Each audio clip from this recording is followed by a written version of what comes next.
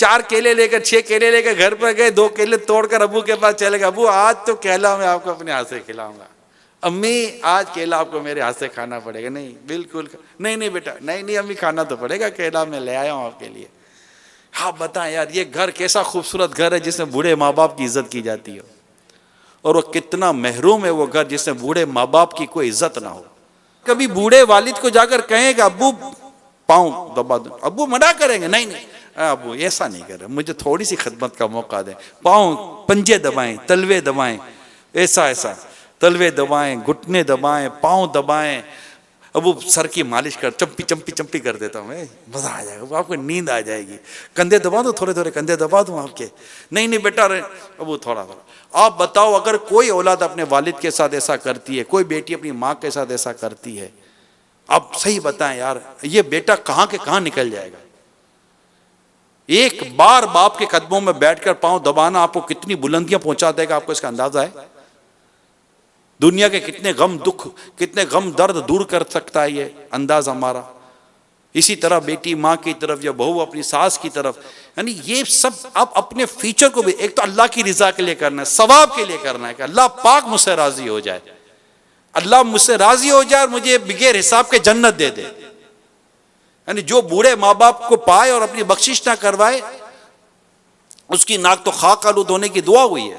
तो हमारे यहाँ घर में हमारे बूढ़े माँ बाप हैं, इसी तरह पड़ोस में यहाँ तो बुजुर्गों को सताते हैं, तंग करते हैं, इनका साथ नहीं देते, इनके गमों को नहीं बांटते। फिर होता है यार जब भी बैठो वाली साहब यार पुरानी स्टोरी शुरू कर दें, तो भाई आप कोई नया मौजू लेकर जाए ना, आप कोई ऐसी बात लेकर बैठे जो जायज हो, नेकी पर मबनी हो, अच्छाई पर मबनी हो, क्या हर्ज है। आप कोई मौजू लें, और अगर इनके पास कोई ऐसा मौजू है जिससे बस इनका दिल का बोझ हल्का हो जाता है और वो गुनाहों पर ही गुफ्तगू भी नहीं है, तो वाली साहब की दिल जोई के लिए अगर इस तरह की बातें हम सुन लेते तो क्या हर्ज है, फिर हमें भी मौका मिलेगा।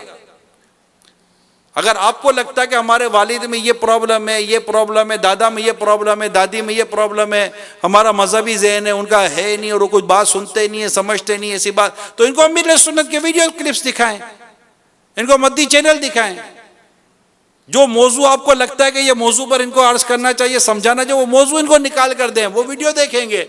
इंशाअल्लाह ताला जो काम आप और मैं नहीं कर सके इंशाअल्लाह मेरा पीर करके दिखा देगा, है ना। हमारे पास अमीर सुन्नत के मदनी फूल है ये मतलब, और माशाल्लाह इस मौजू पर अमीर सुन्नत के बहुत सारे बयानात आपको मिल जाएंगे। जी हाँ, छोटे छोटे क्लिप इतने सारे मिल जाएंगे जो बुजुर्गों से मुतालिक है। हमें जो नौजवानों को प्रॉब्लम होती है कि हमारे बुजुर्ग हैं घर में यूं बोलते हैं, यूं बोलते हैं, यूं बोलते हैं, तो हम तो नहीं ना बदतमीजी करेंगे इनके आगे, तो इन तक भी बात पहुंचाने के लिए हमारे पास जराए मौजूद हैं।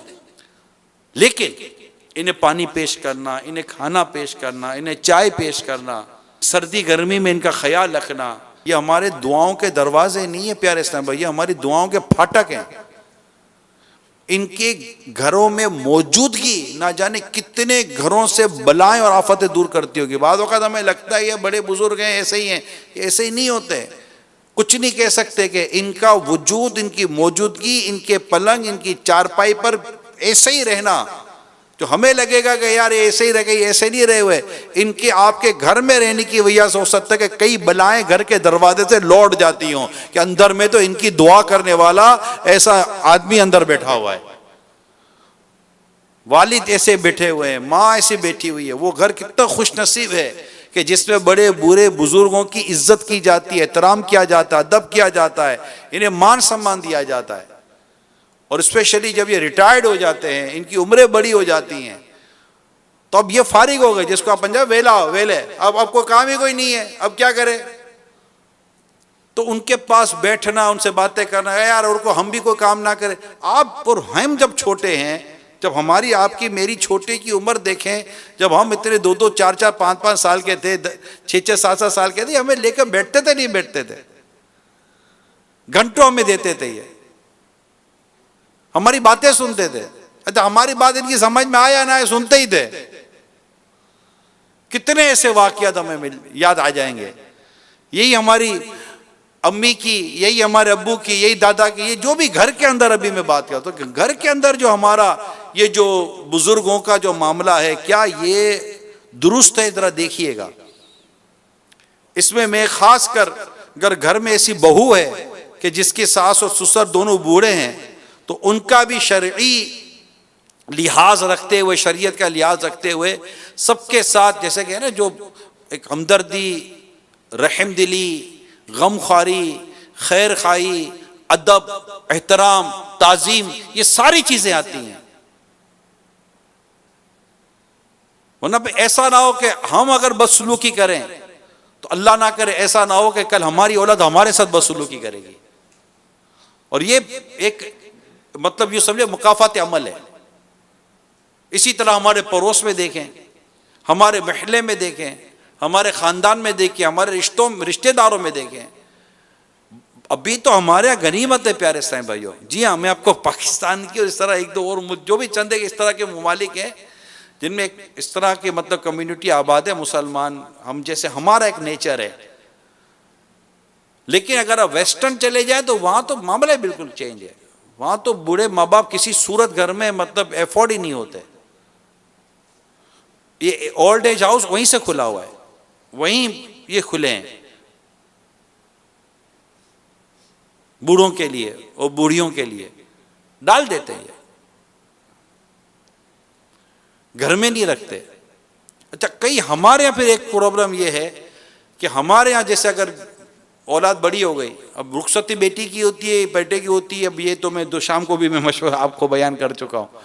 तो अब वो वालिद साहब और माँ बाप अलग हैं, ये अलग है। दो दो तीन तीन चार चार छः छः दिन गुजर जाते हैं, कई के दिन गुजर जाते हैं, बेटा माँ बाप के पास मिलने नहीं जाता। माह रमज़ान में भी कई ऐसी औलाद होगी, जी हाँ, जो अपने बूढ़े माँ बाप से मिलने नहीं गई होगी। माँ बाप फ़ोन करते होंगे, बेटा कहाँ है? बस क्या बताऊँ, बहुत बिजी हूँ, शाम थक जाता हूँ, घर पहुँचना होता है, फिर बस क्या करूँ। हाँ, आपके वालिद साहब तो घर में बैठकर आपको पाल पोस के बड़ा करते रहे ना। वो नहीं आते थे आपके पास, वो नौकरियां नहीं करते थे, वो कामकाज नहीं करते थे, वो आपसे मिलते नहीं थे, वो आपके लिए अपने सुख चैन आराम को छोड़ते नहीं थे। आज आप माँ बाप को ये कहते हैं, बेटा, अच्छा कमाल की बात है ना, कभी माँ कहती है बेटा कभी मुंह तो दिखा दे। अच्छा, मुंह भी दिखाएंगे तो ऐसा तरबूज की तरह बुलाओगे, सारे सारे जहां का गम लेकर ये माँ बाप के पास आया। अरे माँ बाप के पास आयो, कोई मुस्कुराता चेहरा लेकर आओ। अच्छा चलो, गम है, दुख है, परेशानी है, तो माँ बाप कहाँ मना करते कि तुम हमसे डिस्कस नहीं करो। हम यहाँ वहाँ बातें करते हैं। मैं आपको हल बताता हूँ प्यारे, कई ऐसे दुख दर्द वाले इस्लाम में शायद मुझे सुन रहे होंगे, परेशानियां हैं, घरेलू परेशानी, कारोबारी परेशानी, रोजगार का मसला, कर्जों का मसला, कितने प्रॉब्लम बाद वक़्त होते हैं, मुझे भी अंदाजा है। औलाद को मसाइल होते हैं, मसाइल है ना, अल्लाह ने माँ बाप को हयाती दी हुई है ना, जाए ना इनके कदमों में बैठे और कहें कि आप दुआ करो अल्लाह ताला मेरे मसले हल कर दे। जिनकी दुआओं के कबूल होने में कोई शक की गुंजाइश नहीं है, इनमें एक बाप की दुआ जो बेटे के हक में कबूल होती है। माँ से दुआ करें। अल्लाह पाक आपको और मुझे, इन बड़े बुजुर्गों को जो हमारे ज़ईफ़ होते हैं, बड़ी उम्र के होते हैं, अल्लाह पाक इनके साथ हमें शफ़क़त और मोहब्बत का अंदाज़ इख्तियार करने की तौफ़ीक़ अता फ़रमाए। अल्लाह के आखिरी नबी सल्लल्लाहु अलैहि वसल्लम ने फरमाया, यानी बूढ़ों की ताज़ीम और तौक़ीर करो और छोटों पर शफ़क़त करो, तुम जन्नत में मेरी रफ़ाक़त पालोगे।